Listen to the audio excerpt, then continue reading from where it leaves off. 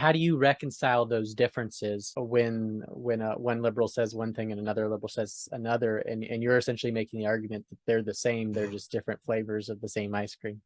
Yeah, well, I'm tempted to say, well, get your act together. But of course, in every political ideology, you're going to see that there's a tension at the very heart of it.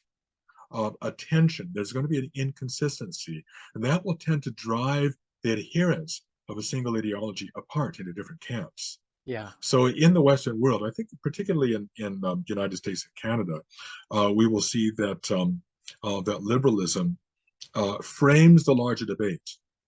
I think this was really obvious in the 2000 presidential debates between George W. Bush and Al Gore. They were both untried. They were both running for the presidency, taking Bill Clinton's place.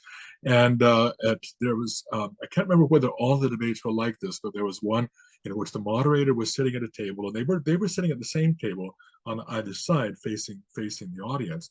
And more often than not, they would say, "Well, I agree with you, but I think we need to do it in this way."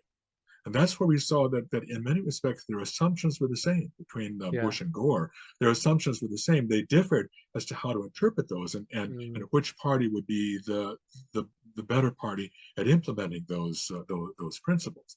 Now there's a very much more polarization than there was 20 years ago, sad to say.